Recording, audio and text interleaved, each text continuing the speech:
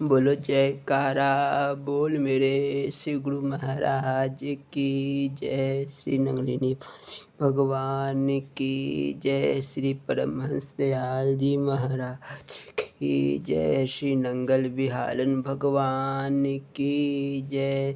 श्री परम गुरु भगवान की जय। जय सच्चिदानंद जी।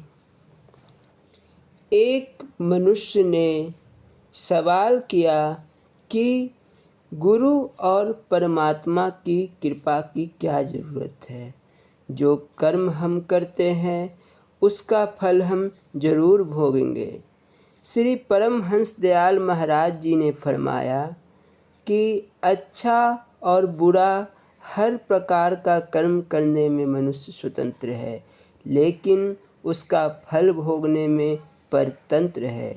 एक ही जुर्म के कई मुजरिम होते हैं।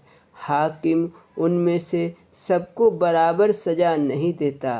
किसी को कम, किसी को पूरी सज़ा मिलती है। जैसी खेती बोना कर्म मनुष्य के अधीन है, लेकिन अंकुर का जमना और उसका बड़ा होना, फल फूल लगना, यह मनुष्य के अधीन नहीं है। एक सी जमीन, एक सी खाद और एक मौसम होने पर किसी खेत में ज़्यादा उपज होती है, किसी में कम। खेत बोने से पककर तैयार होने और अनाज समेटने तक नामुवाफिक हवा, मौसम, गर्मी सर्दी की कमी बेसी, ओला गोला, कितनी भी प्रकार की उपाधियां हैं, इन्हीं के दूर होने के लिए कृपा की ज़रूरत है। बोलो जयकारा बोल मेरे श्री गुरु महाराज की जय। श्री स्वरूप लीला संस्मरण एवं प्रवचन। बोलो जयकारा बोल मेरे श्री गुरु महाराज की जय। अद्भुत चमत्कार। श्री नंगली निवासी भगवान अपने मधुर एवं कल्याणकारी वचनों द्वारा जीव को प्रमाद की निद्रा से जगाते और सचेत करते हैं, जिससे माया के लोभ लालच इस कलयुग और मेरी तेरी में फंसकर मनुष्य जन्म का यह स्वर्णिम अवसर नष्ट न हो जाए। परलोक में साथ जाने वाला और कल्याण करने वाला धन यही है। संसार के असत्य धन पदार्थ आज तक ना किसी के साथ गए हैं और ना ही साथ जाएंगे। नाम की कमाई और इष्ट देव के स्वरूप का धन ही सच्चा और सार धन है। श्री नंगली निवासी भगवान की कृपा और आश्रय की अत्यंत आवश्यकता इसलिए है कि उन तक पहुँचने के मार्ग में सबसे बड़ी बाधा मन है, जो जीव को इस मार्ग से भटकाता है और उसे भरमाकर माया की ओर ले जाता है। काम, क्रोध, लोभ, मोह, असंतोष, निर्दयता, अभिमान, शोक, ईर्ष्या और निंदा, ये सब कलयुगी राक्षस हैं, जिन्हें त्याग देना ही श्रेष्ठकर है। संत जन श्री नंगली निवासी भगवान की कथा का मधुर अमृत बांटते ही हैं। जो अपने कान के दोनों में भरकर उसको पान करते हैं और अंतर्यामी श्री नंगली निवासी भगवान के मुख कमल की ओर निहारते हैं, उनके हृदय से विषयों रूपी दानव का विषैला प्रभाव समाप्त हो जाता है। वह शुद्ध हो जाता है और उन्हें श्री प्रभु के चरण कमलों का सानिध्य प्राप्त होता है। भला बुरा, लाभ हानि, शुभ अशुभ, गुण अवगुण आदि में विवेक करने वाली समझ बूझ श्री गुरुदेव भगवान ही प्रदान करते हैं। जिन सौभाग्यशाली गुरुमुखों ने उनकी चरण शरण ग्रहण कर ली है, वे हंस आत्माएं हैं। उन्हें सत्य असत्य को परखने का यंत्र अर्थात सतगुरु शब्द मिल चुका है, इसीलिए वे हंस की भांति भजन भक्ति के मुक्ता कंच चुनते हैं। ध्यानावस्था में श्री गुरुदेव भगवान ने एक भक्त महिला को अत्यंत ही विवेक युक्त लीला का दिग्दर्शन करवाया। उस महिला ने देखा कि आश्रम में श्री गुरुदेव भगवान की आरती हो रही है। सभी देवी देवता वहाँ उपस्थित हैं। श्री गणेश जी सबसे आगे खड़े हैं। सर्वप्रथम वे आरती की थाली फेरते हैं। उनके पश्चात अन्य देवी देवता आरती करने हेतु पंक्तिबद्ध खड़े हैं। उनके पीछे संत एवं संत महिलाएं एवं पीछे संगत है। आरती पूर्णता की ओर है। श्री स्वामी परमहंस जी की आरती अष्टपदी रच के। आरती का अंतिम पद कानों में रस घोल रहा है। सहसा पीछे की ओर से एक उग्र आवाज गूंजती है। सभी देखते हैं एक विशालकाय राक्षस कीर्ति कक्ष के अंतिम छोर पर खड़ी है। कलयुगी विकार ही यही राक्षस है जो सभी को ललकार कर पूछता है, यह किसकी आरती कर रहे हो? इतने बड़े देवी देवता होकर एक साधारण पुरुष की पूजा कर रहे हो? आरती करनी है तो मेरी करो, मुझ में बहुत शक्ति है। चाहो तो मैं अपनी शक्ति का प्रदर्शन तुम्हारे सम्मुख कर सकता हूँ। सभी देवी देवताओं ने श्री गुरुदेव भगवान की ओर देखा। श्री प्रभु मौन धारण किए बैठे रहे। सभी देवी देवताओं ने देखा कि उस राक्षस ने हाथ ऊंचा किया। उसके हाथ से एक तीक्ष्ण अग्नि निकली जिससे सभी की आंखें चुंधिया गई। वह राक्षस अट्टहास करने लगा कि तुम्हारे इस स्वामी को मैं इस अग्नि से क्षण भर में भस्म कर लूँगा। ज्यों ही अग्नि का वह गोला श्री प्रभु की ओर बढ़ा, सभी लोग घबरा गए, परंतु अंतर्यामी प्रभु यह सब देखकर मुस्कुराते रहे। उनकी मधुर मुस्कुराहट से चांदनी की ऐसी शीतल किरणें निकले कि वह अग्नि पदार्थ वापिस उस राक्षस की ओर पीछे जाने लगा। उस अग्नि ने उस राक्षस को तत्क्षण ही भस्म कर दिया। सभी उपस्थित जन जय जयकार करने लगे। सभी ने श्री गुरुदेव भगवान से पूछा, हे प्रभु, वह राक्षस कौन था? श्री गुरुदेव भगवान ने बताया, वह राक्षस क्रोध व अहंकार का रूप था। क्रोध वह अहंकार की अग्नि मनुष्य को भीतर ही भीतर जलाकर राख कर देती है। वह अपनी शक्ति के मद में झूमता हुआ राक्षसी वृत्ति को धारण कर लेता है। उसकी बुद्धि भ्रष्ट हो जाती है। उसे सत्य असत्य व उचित अनुचित का ज्ञान भूल जाता है। यद्यपि वह क्रोध और अहंकार से दूसरों को नीचा दिखाकर स्वयं को श्रेष्ठ सिद्ध करना चाहता है, परंतु सतगुरु की कृपा जिन जीवों पर होती है उन पर इसका कोई प्रभाव नहीं पड़ता।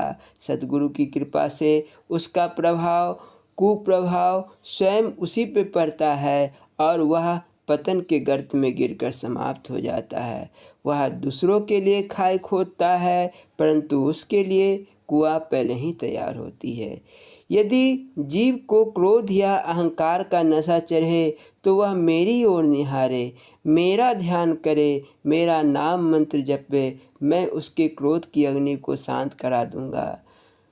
तत्पश्चात सभी देवता देवी संतजन वे संगत श्री गुरुदेव भगवान के चारों ओर घेरा बनाकर नाचने लगे। बोलो जयकारा बोल मेरे श्री गुरु महाराज की जय। अमृत प्रवचन। बोलो जयकारा बोल मेरे श्री गुरु महाराज की जय। दाता दीन दयाल जी सत्संग प्रवचन कर रहे हैं। आज हम चौथी प्रश्न पर पहुंच गए हैं। बोलो जयकारा बोल मेरे श्री गुरु महाराज की जय।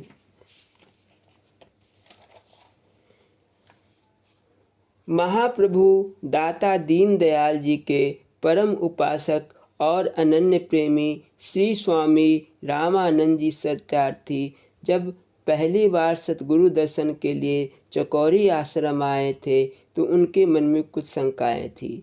उन्होंने 7 प्रश्न एक कागज पर लिखकर अपने जेब में रखे थे। उनके मन में यह संकल्प था कि यदि मेरे बिना पूछे ही मुझे इन सवालों के जवाब मिल जाए तभी मैं हुजूर को पूर्ण सतगुरु मानूंगा।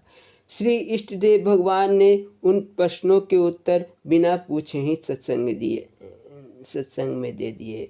अब उसी परम कल्याणकारी सत्संग के हम चौथे प्रश्न पर पहुंच रहे हैं। इसे श्रवण करके सच्चा आनंद प्राप्त कीजिए। बोल जयकारा बोल मेरे श्री गुरु महाराज की जय। ध्यान की विशेषता। बोलना जी हरिओम हरिओम हरिओम। दाता दीनदयाल जी ने कहा, अब हम अपने सत्संग की चौथी मंजिल पर आ पहुँचे हैं। जिज्ञासु का चौथा प्रश्न ध्यान की आवश्यकता के संबंध में है। यदि इसी प्रश्न का एक ही शब्द में उत्तर दूँ तो वह यह है कि ध्यान के बिना चित्त वृत्ति एकाग्र नहीं होती। चित्त की एकाग्रता के बिना राजयोग नहीं होता। स्थिर चित्त के नींव पर ही राजयोग के भवन का निर्माण किया जा सकता है, अन्यथा यह सर्वदा असंभव है। इसलिए चित्त वृत्ति का एकाग्र होना अनिवार्य है। ध्यान की विशेषता तो अपने आप हो गई जब इस ध्यान के बिना राजयोग का अस्तित्व ही नहीं। ध्यान के बिना आप कोई कार्य नहीं कर सकते। तो फिर ध्यान न दोगे तो मेरी बातों को कब धारण करोगे। आत्मचिंतन में तो विशेष रूप से ध्यान की आवश्यकता है। ध्यान का अर्थ है चित्त की चंचलता को रोकना। जब चंचलता ना रुकी तो अपने आप ही अपने अंदर स्वरूप आत्मदेव का कैसे साक्षात्कार कर सकोगे। आप एक बर्तन में पानी भरकर धूप में रख दो, जब तक इस बर्तन का जल हिलता रहेगा तब तक इसमें सूर्य का प्रतिबिंब स्पष्ट रूप से दिखाई न देगा। ज्यों ही इस बर्तन का हिलना बंद हुआ, पानी अडौल और निश्चल हो जाएगा। इस अडौल जल में सूर्य का प्रतिबिंब स्पष्ट रूप से दिखाई देगा। इसी प्रकार शुद्ध, निर्मल और चंचलता से रहित अंतःकरण में आत्मदेव का अनुभव किया जाएगा।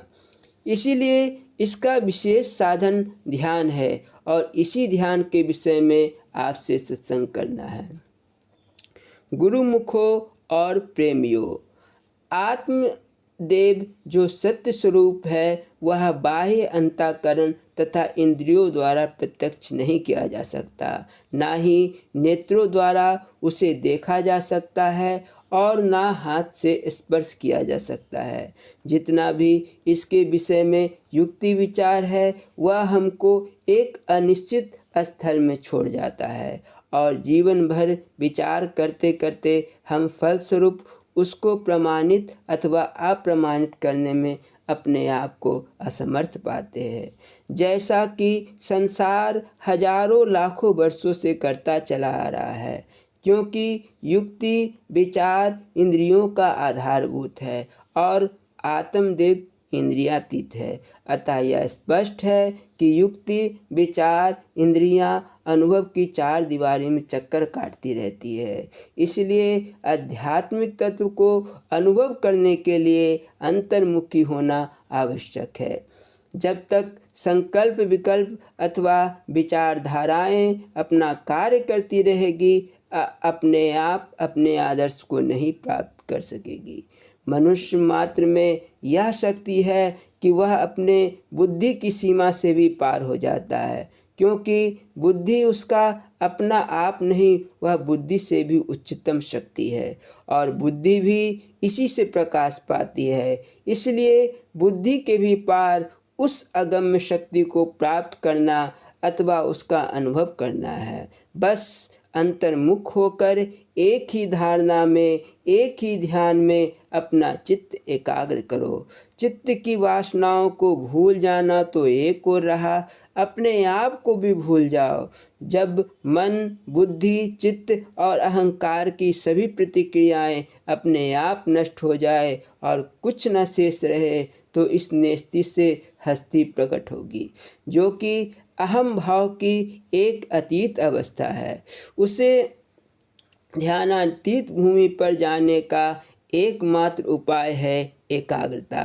इस अवस्था को प्राप्त करने के लिए कुछ काल साधना की आवश्यकता है। यह मन जिसकी चंचलता अथाह है और यह चित्त जिसमें जन्म जन्मांतरों के कई प्रकार के सांसारिक दृश्य देखे हैं और उनका आभास उस पर अंकित है, यह चित्त ऐसा रिघाड़ की पर है कि जिसके पास पूर्व स्मृतियों के लाखों रिघाड़ विद्यमान है। दफ्तर के दफ्तर उसके पास भरे पड़े हैं, उसमें थोड़ी सी बात हिलाओ, उसका विस्तार इतना अधिक होता है कि समाप्त होने में नहीं आता। ऐसे चित्त को शांत करना खाला जी का घर नहीं, इसके लिए कठिन साधना की आवश्यकता है। शांत होकर इसकी वृत्तियों को रोकने का अभ्यास करो। इसके लिए एकमात्र साधन हमारे पूर्वजों ने बताया है, ध्यान। ध्यान में ईश्वर भावना होना अत्यंत आवश्यक है। मैं तुमको सैकड़ों उपदेश दे सकता हूँ और तुम उस पर श्रद्धा और विश्वास भी कर लोगे, परंतु यह विश्वास अंधविश्वास है।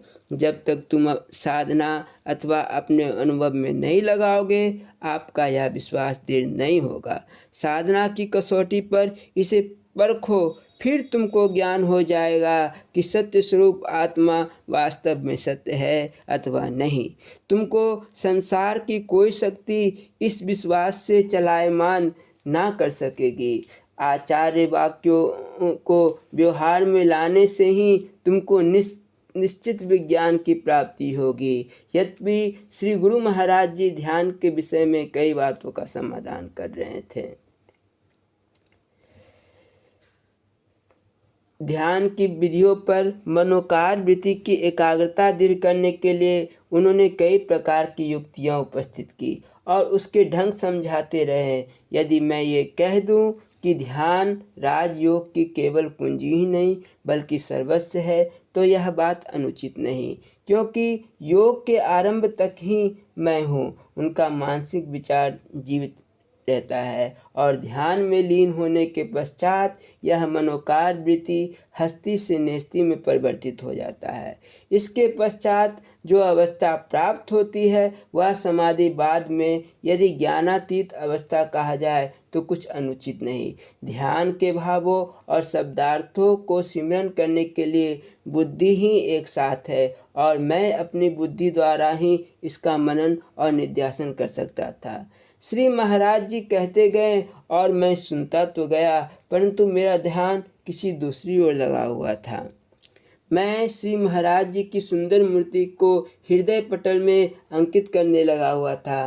ध्यान का वास्तविक स्वरूप ना हुआ था। मेरी शुद्धि बुद्धि उस मनोहर मूर्ति पर केंद्रित थी। मैंने उनके प्रवचन सुनने का बहुत प्रयत्न किया, परंतु इस प्रेम ने मुझ पर अपनी साया डाल रखा था।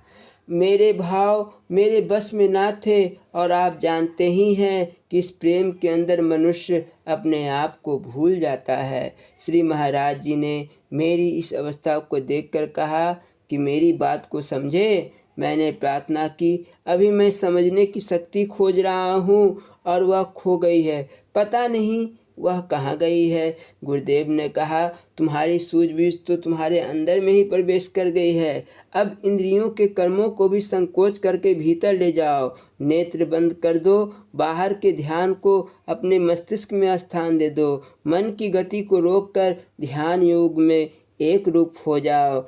बस केवल बंद आंखें करने की देर थी। ध्यान के सब साधन तो पहले ही विद्यमान थे। मैं ध्यान में लीन हो गया। इसी अवस्था को हम सच्ची भक्ति अथवा मजजूब अवस्था समझते हैं। इसके हकीकी अथवा प्रेमा भक्ति ध्यान योग प्राप्त करने का सबसे उत्तम ढंग है, परंतु यह बुद्धि और विद्या द्वारा प्राप्त करने वालों के लिए नहीं। यह तो प्रेमियों का मार्ग है। यह कितना सुगम है, कितना विषम, इसका निर्णय करने वाली बुद्धि तो वहाँ होती ही नहीं। हाँ, इस अवस्था में उसको पागल कह सकते हैं, परंतु पागल के अर्थ भी तो यही है जिसने गल पाली। गल पंजाबी में बात को कहते हैं, अर्थात जिसने बात पाली, अर्थात एक बात को अपने हृदय में धारण कर लिया, बस वह पागल हो गया। परंतु सच्चा प्रेम हो, दिखावे का ना हो तो बेड़ा पार है। ध्यान योग का ढंग प्रेम की भक्ति बहुत ही सुंदर वृत्ति है। इसमें ध्यान योग पर अभ्यास करने वाली सब बातें आ जाती है। प्रेमी का ध्यान प्रत्येक समय बना रहता है और कुछ सोचने समझने की आवश्यकता नहीं होती। उससे बुद्धि संशयात्मक नहीं होती। ध्यान सर्वदा स्थिर रहता है, परंतु ध्यान का यह ढंग अपनाना हर किसी के बस में बात नहीं। मैं प्रकृति की देन है, जिसे मैं प्राप्त हो गई प्रथम स्थान देगा। सगुण ध्यान के लिए किसी को जैसी भी मूर्ति पसंद हो और जिससे उसकी ईश्वर भावना दृढ़ हो जाए, उसी में उसका ध्यान रहे, परंतु यह सिमरन रहे कि ध्यान एक ही सगुण स्वरूप का होना चाहिए। कभी किसी मूर्ति का, कभी किसी मूर्ति का नहीं। भक्ति में अनन्य रूप अथवा समान बुद्धि ही ठीक होना आवश्यक है। ध्यान योग में आप भगवान श्री कृष्ण, भगवान राम, भगवान शिव इत्यादि को चुन ले, परंतु इष्ट देव दो ही बताए गए हैं, आत्मदेव अथवा सद्गुरुदेव।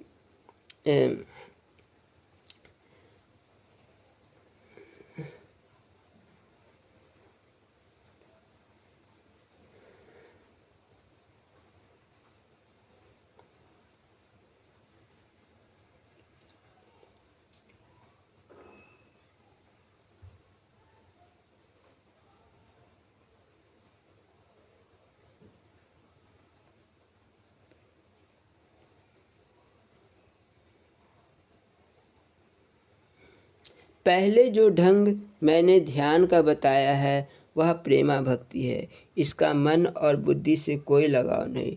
अब मैं मन और चित्त द्वारा ध्यान में प्रवृत्त होकर बताता हूँ। एक साधक केवल एक वृत्ति आत्मा प्राप्ति को ही मन में लिए हुए अन्य सभी वासनाओं का परित्याग करके किसी पवित्र और सुंदर स्थान पर बैठो। वह प्राप्ति को ही मन में लिए हुए अन्य सब वासनाओं का परित्याग करके किसी पवित्र सुंदर स्थान पर बैठो। वह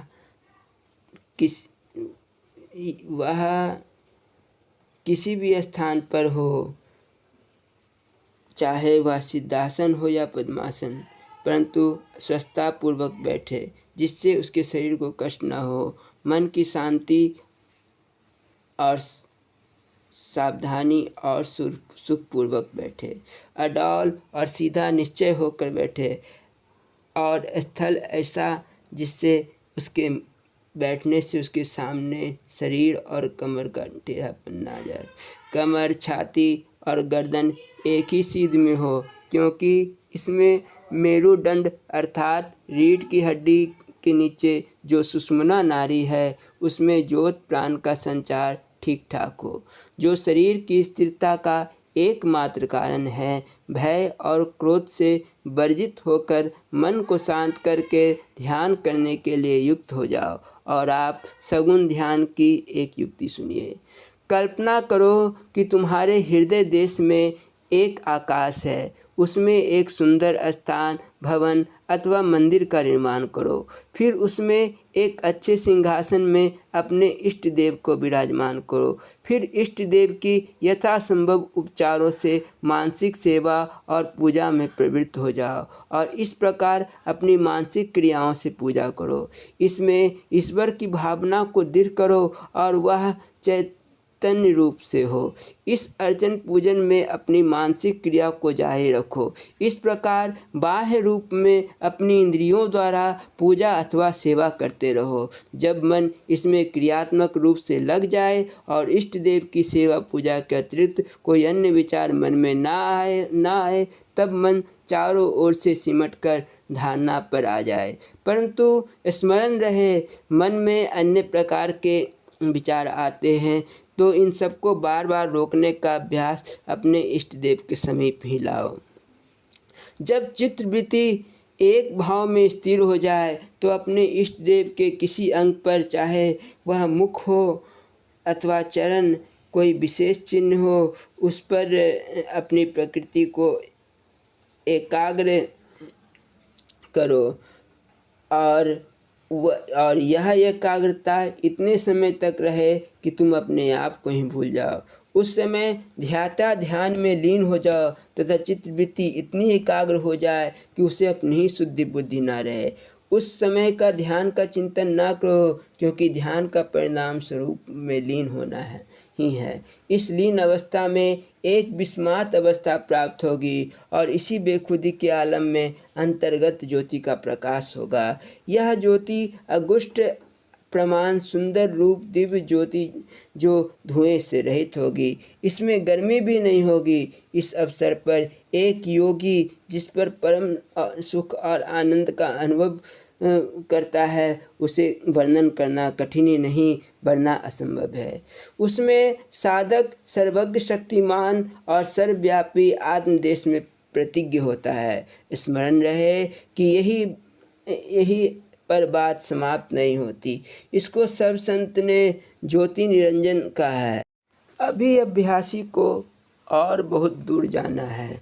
इस साधना द्वारा आप जान जाएंगे कि एक साधक किस प्रकार सगुण ध्यान द्वारा निर्गुण ब्रह्म में जा पहुँचता है।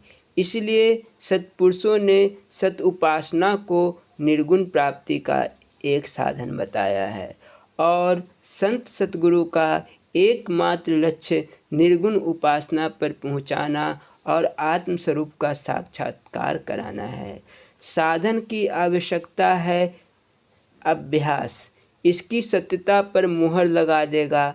जो व्यक्ति कमर बांधकर साधना के लिए आगे बढ़ेंगे, उनके लिए सारी प्रकृति एक नया रूप धारण करेगी और उनके लिए ज्ञान का द्वार खुल जाएगा।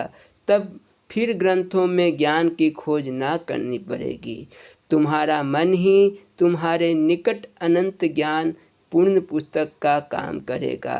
राजयोग की साधना में जब तक कोई बात स्वयं प्रत्यक्ष ना कर लो, तब तक इस पर विश्वास ना करना तुम्हारा अधिकार है। राजयोग अंधविश्वास की शिक्षा नहीं देता।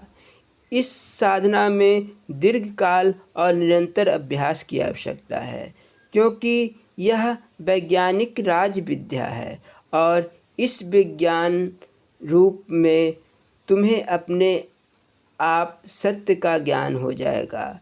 इस पर सभी व्यक्तियों का अधिकार है, चाहे वह स्त्री हो अथवा पुरुष या किसी आश्रम से संबंधित हो या इस सत्संग में मैंने सगुण ध्यान के विषय में बताया है और सगुण ध्यान भी विशेष रूप से गुरु ध्यान। परंतु मुझे यह कहने में तनिक भी संकोच नहीं है कि सतगुरु मूर्ति जिसके अंतर्गत ध्यान किया जाता है पूर्ण गुरु की हो, जिसने केवल आत्मपद को प्राप्त किया हो। मार्गदर्शन के लिए भले ही आप किसी योग्य महापुरुष से शिक्षा प्राप्त कर ले, परंतु ध्यान के लिए आत्मदर्शी सतगुरु की ही आवश्यकता है। वह व्यक्ति जिसने स्वयं साक्षात्कार नहीं किया, उसमें जिज्ञासुओं को अंतर्गत रूप में आत्म तत्व का साक्षात्कार कराने की ना तो शक्ति है ना ही उसका अधिकार है। इस प्रकार वह समय नष्ट करेगा तथा राजयोग के सिद्धांतों के सत्य में होने में संदेह होगा। गुरुवाणी का कथन है, सतपुरुष जिन जानिया सतगुरु तिसका नाव, तिसके संग सिख उदरे नानक हरि गुण गाओ। सतपुरुषों ने के जानने वाले को ही सतगुरु कहा जाता है।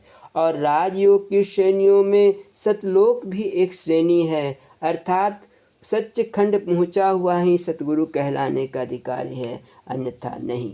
एक बार श्री महाराज जी सालम कुटिया में पधारे हुए थे और अपने सत्संग तथा दर्शन द्वारा जनता को कृतार्थ कर रहे थे। वह महान व्यक्ति श्री दीवान नानक चंद जी गांव से कुछ दूरी पर अपनी एक घास फूस की कुटिया बना कर रहते और अपने ज्ञान धर्म तथा आध्यात्मिक स्वाध्याय में मगन रहते। आप अच्छे विद्यमान और अनुभवी महापुरुष थे। आप अपनी सभी धन संपत्ति जो लौकिक दृष्टि से बहुमूल्य थी त्याग कर अपने विरक्त जीवन को अपनाए हुए थे। एक दिन वह श्री महाराज जी के दर्शनों के लिए आए। सर्वसाधारण संगत होने के पश्चात दीवान जी ने महाप्रभु से एकांत ज्ञान गोष्ठी की आज्ञा दी, जिसे गुरुदेव ने बहुत प्रशंसापूर्वक स्वीकार कर लिया। इस एकांत सत्संग के अवसर पर श्री दीवान जी के साथ श्री मुंशी संतराम जी बत्रा और श्री शहजादा भी शामिल थे। दीवान जी जैसे महान व्यक्तियों की उपस्थिति में श्री महाराज जी के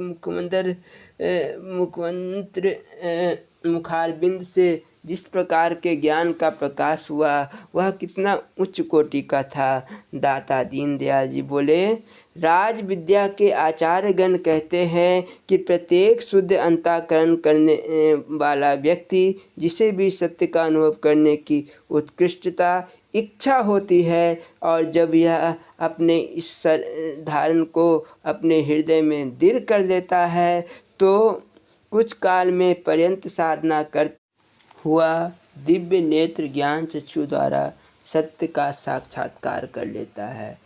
इससे उसकी हृदय की ग्रंथि खुल जाती है और सभी संशय दूर हो जाते हैं। यह कर्म के बंधन से स्वतंत्र हो जाता है, उसे ज्ञान का प्रकाश हो जाता है, वह कृत्य हो जाता है। इसी का नाम कैवल्य मध्य अथवा मोक्ष है। इसी को मुक्ति अथवा निजात कहते हैं। पहले सत्संग में मैंने जो सगुण मार्ग का जो ध्यान बताया है वह देहधारियों के लिए सरल और सुगम है। कर्म, उपासना, यम, नियम आदि जो राजयोग के बाहरी अंग है, अर्थात उनका संबंध कर्मेंद्रियों द्वारा है। जो धारणा, ध्यान, समाधि राजयोग के अंतर्गत अंग है, अर्थात इनका संबंध अंतर्गत वृत्तियों अर्थात ज्ञानेंद्रियों से है। इसमें सर्वश्रेष्ठ प्रथम आधारशिला ध्यान है। जब आप अपने किसी देश विशेष में किसी एक ही धारणा पर विशेष लक्ष्य पर कुछ समय तक इसी अवस्था में अपने मन को स्थिर रखने में समर्थ हो जाते हैं तो इसी का नाम ध्यान है। इस ध्यान में मनोकार वृत्ति पहले ध्यान के स्थूल रूप को ग्रहण करती है, फिर सूक्ष्म, फिर कारण और अंत में महाकारण में लीन हो जाती है।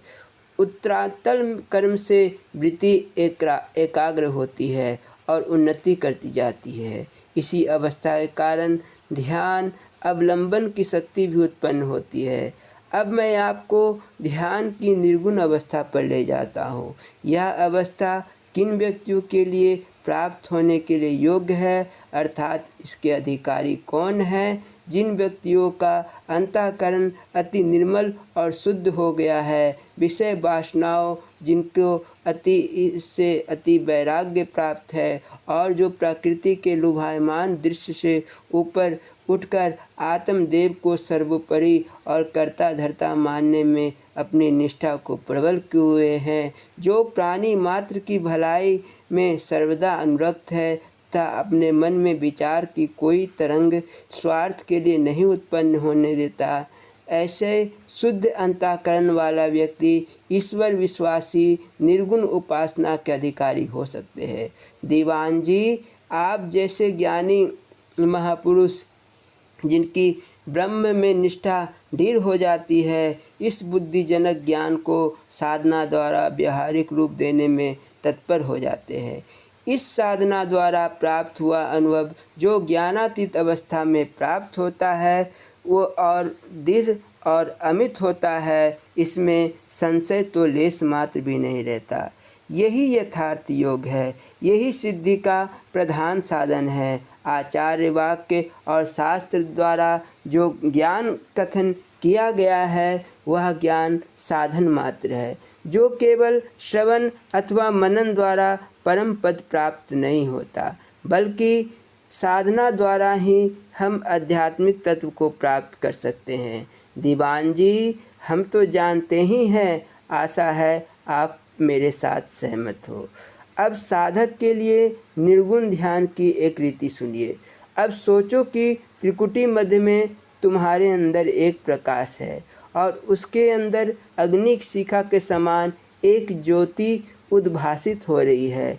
इस ज्योति निरंजन को अपनी आत्मा के रूप में चिंतन करो। ध्यानाकार वृत्ति जब स्थिर हो जाए तो कुछ काल पर्यंत यह ज्योति यथार्थ रूप में प्रकट हो जाएगी।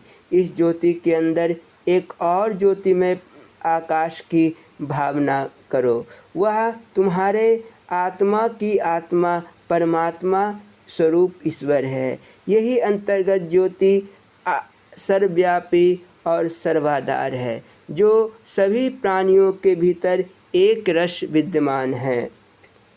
जितने प्रकृति शरीर जो पृथक पृथक भासते हैं, वास्तव में उनका तत्व रूप आत्मा है, और जो आत्म तत्व तुम में है वही सब में है। तत्ववेता किसी एक तत्व के आधार पर सब शरीर को एक आत्मदेव ही देखते हैं। अब इस अवसर पर श्रुति और उसका अवलंबन करती हुई स्थिर हो जाती है, और इस अवस्था में जो परम सुख योगी को प्राप्त होता है उसका कथन नहीं किया जा सकता। इंद्रियाजनक विषयजनक सुख इसकी तुलना में नहीं ठहर सकते। अब श्रुति इससे भी आगे ऊपर चढ़ती है। साधक जब इस अवस्था से ऊपर जाता है तो यही ध्यान कारण रूप में सिर के अवरुद्ध देश जहाँ चोटी है वहाँ पहुँच जाता है। सिर के अवरुद्ध देश में एक अष्टदल कमल है और इस कमल के ऊपर वही आत्मज्योति विराजमान है। यहाँ पर यह ध्यान की रूपरेखा है। हजारों सूर्य इसके प्रकाश से प्रकाशित है। इस महान प्रकाश में जो शुद्ध माया विद्यमान है उसका कथन नहीं किया जा सकता। यहीं पर माया विशिष्ट ईश्वर का उद्भास है। इससे आगे माया रहित ब्रह्म में श्रुति समा जाती है और ध्यान आदि की ना तो भावना रह जाती है और ना ही इसकी आवश्यकता। श्री महाराज जी के इस अनमोल सत्संग को सुनकर दीवान जी गदगद हो उठे। उनके साथ ही उपस्थित सर्व संगत को भी सहयोगवश परम लाभ प्राप्त हुआ। इस एकांत सत्संग की समाधि के पश्चात साधारण सभा लग गई। सब स्त्री पुरुष सत्संग में सम्मिलित हो गए, परंतु श्री महाराज जी पहले ही ध्यान योग में पूर्ण थे। अतएव उन्होंने एक लीला दिखाई। महाप्रभु पलंग पर विराजमान थे और ध्यान के विषय में सत्संग कर रहे थे। इसका भावाशय ध्यान मूलम गुरु मूर्ति, पूजा मूलम गुरुपदम, मंत्र मूलम गुरु वाक्य, मोक्ष मूलम गुरु कृपा के वाक्य पर आधारित था। अकस्मात गुरुदेव ने आज्ञा दी कि मेरे पलंग को उठा लो। कुछ महात्माओं और भक्तों ने पलंग के चारों पाए उठा लिए और ऊंचे कर दिए। अब पलंग हमारे मस्तिष्क के सीधे में आ गया। सबका ध्यान महाप्रभु की ओर था। कुछ क्षण इस अवस्था में रहने के पश्चात दाता दीनदयाल जी ने पलंग को और ऊपर उठाने का आदेश दिया। अब पलंग सिरों के ऊपर आ गया और सब भक्त और महात्मा पर श्री महाराज जी के दर्शन कर रहे थे। तब और ऊपर उठाने का आदेश दिया, यहाँ तक कि पलंग के पाए उठाने वालों के हाथों के हथेलियों पर आ गई और हाथ जितने ऊपर उठाए जा सकते ऊपर उठाते गए। इस पर श्री महाराज जी ने दास को संबोधित करते हुए कहा, क्यों पंडित जी, अब तुमने इस लीला का मर्म समझा? फिर स्वयं ही श्री महाराज जी कहने लगे, इस प्रकार साधक को ध्यान उत्तरोत्तर ऊपर ले जाने का प्रयत्न करना चाहिए। जो रहस्य के ज्ञाता है वे समझ ले। मैं सोचने लगा कि श्री महाराज जी के समझाने का ढंग कितना अद्भुत है। ज्ञानी जन के सामने बैठे तो वेदांत के सिद्धांतों का देश रूप से साधना में परिवर्तन करने के ढंग को शंकाओं के रूप में समझाते रहें। सर्वसाधारण जनता में एक लीला करके इस ध्यान के आदर्श का खेल ही खेल में समझाते रहें। किसी पारसी कवि ने क्या ही अच्छा कहा है, बमिया सज्जदा रंग कुंज गर्त पिरे मुकाम बोया। बोलो जयकारा बोल मेरे श्री गुरु महाराज की जय। श्री नंगली निवासी भगवान की जय। श्री परमहंस दयाल जी महाराज की जय। श्री अद्वैत स्वरूप हीरापुरी आश्रम नंगल विहालन पंजाब। आश्रम के निर्माण कार्य में जिन भक्तिमती माताओं ने अत्यंत श्रद्धा और प्रेम पूर्वक सेवा की एवं नींव की ईंटें बनी, उसमें माता माला देवी का नाम उल्लेखनीय है। माता माला देवी के पति श्री लहना राम भी हरि भक्त थे, जो सदैव राम भजो कहा करते थे। एक दिन श्री नंगल महाराज जी घूमते फिरते अनायास माता माला देवी के घर विराजमान हो गए। अपने आगमन की सूचना देने के निमित्त श्री महाराज जी ने घर के दरवाजे पर खड़े होकर राम भजो के शब्द उच्चारित करते हुए आंगन में पदार्पण किया। माता माला देवी ने महाप्रभु को अपने आंगन में आया हुआ देखकर अत्यंत उल्लसित हृदय से उन्हें बैठने के लिए आंगन में एक चारपाई डाल दी और दयालु श्री गुरु महाराज जी उस चारपाई पर बगैर बिछावन के ही आनंद पूर्वक बैठ गए। उसी क्षण माता ने एक बर्तन उठाया तथा यह कहते हुए वह बाहर चली गई, तू यहाँ बैठ, मैं भैंस का दूध धोकर अभी ला रही हूँ। साथ ही माता ने यह भी कहा, हाँ जरा चूल्हे का भी ध्यान रखना। इतना कहकर वह माता बाहर चली गई। इधर श्री महाराज जी ने आंगन में जलते हुए चूल्हे की ओर दृष्टिपात किया। चूल्हे पर मिट्टी की हांडी रखी हुई थी जिसमें कुछ पक रहा था। आपने चारपाई से उठकर देखा तो हांडी में साग पक रहा था। बगल में पड़े हुए कपड़े को हाथ में लेकर महाप्रभु ने हांडी नीचे उतार दी तथा वहीं पर रखा हुआ मक्के के आटे को उसमें डालकर साग के साथ घोटना शुरू कर दिया। अद्भुत है भक्त और भगवान की आत्मीयता। कहाँ तो उस माता ने केवल चूल्हे की निगरानी के लिए प्रभु से और प्रभु ने साग में आटा मिलाकर उसे घोटना शुरू कर दिया। जब कुछ देर बाद उस माता ने दूध लेकर आंगन में प्रवेश किया तो देखा कि उसके इष्ट देव साग आटा घोट रहे हैं। अब वह बहुत घबराई और कहने लगी, मैंने तो तुझे यह काम करने को नहीं कहा था, मैं तो पापी हूँ, तू मेरे घर का काम करके मुझ पर बोझ मत लाद। फिर माता ने अपने हाथों से श्री महाराज जी उठाकर छोटे बालक की भांति पुनः चारपाई पर बिठा दिया एवं गदगद कंठ से बोल पड़ी, अब यहाँ बैठ जा और अपने हाथ का बनाया हुआ भोजन खाकर जाना। श्री महाराज जी एक सरल बालक की तरह चुपचाप बैठ गए। माता ने मक्के की रोटी बनाई और गर्म साग में लाल मिर्च तथा मक्खन मिलाकर सरकार के सम्मुख भोग लगाने के लिए प्रस्तुत किया। भोजन परोसकर वह पुनः रोटी पकाने लगी। माता रोटी बनाती जा रही थी और यह भी कह रही थी कि रोटी और ले लेना, साग चाहिए तो मांग लेना। श्री महाराज जी अत्यंत प्रसन्न चित्त से भोग लगाने लगे। इसी बीच माता ने फिर कहा, अब खूब भर पेट खा लो, यहाँ से जाकर फिर दूसरे के घर मत खाना। जी भर खाना खाने के बाद जिधर इच्छा हो उधर जाना। महाप्रभु की कैसी लीला, कहीं 1000 प्रार्थना करने पर भी दर्शन देने के लिए नहीं जाते और इधर इस भोली भाली महिला माता के घर स्वयं पधार कर साग रोटी का भोग लगा रहे थे।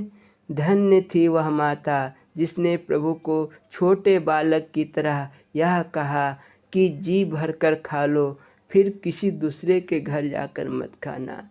श्री महाराज जी ने भी एक दो बार रोटी साग मांगा और उन्होंने माता को आश्वासन दिया कि वे आज फिर दूसरे के घर जाकर खाना नहीं खाएंगे। भोले भाव रिझे रघुराई की भक्ति को महाप्रभु स्वामी हीरानंदपुरी जी महाराज जी ने चरितार्थ कर दिया। बोलो जयकारा बोल मेरे श्री गुरु महाराज की जय। परम वचनामृत। बोलो जयकारा बोल मेरे श्री गुरु महाराज की जय। पटना दिनांक 23/3/79। किसी ने स्वामी परम जी महाराज जी को सुना दिया कि आश्रम का एक सेवादार प्रेमी कन्हैया रूठकर आश्रम से चला जा रहा था। तब सासाराम से मनाकर उसे वापस किया गया। 5-7 वर्षों से बड़ी लगन से वह आश्रम की सेवा में रह रहा था। स्वामी परम गुरुदेव उसकी सेवा से बहुत प्रसन्न थे। उसके आश्रम में जाने की बात सुनकर महाराज जी बहुत दुखी हुए। वे देर रात तक उसके बारे में सोचते और बोलते रहे। क्यों? वह बच्चा भागा जा रहा था। उसने इतने दिन सेवा की, मैंने भी उसे बहुत प्यार किया। यह सब बिगाड़ कर उसे जाने को कैसे जी किया? वह इतना क्यों दुखी हो गया कि मुझको छोड़कर जाने को तैयार हो गया। दूसरा दिन सवेरा होने तक वे उसी बात को याद करते। फिर मुझसे बोल पड़े, बेटा मेरा दिल बहुत नरम है। आज उस कन्हैया के लिए रात भर सोचता रहा। चलो यह तो संसार है, यहाँ बनना बिगड़ना लगा ही रहता है। जीव प्रारब्ध बस आता है और बिछुड़ भी जाता है।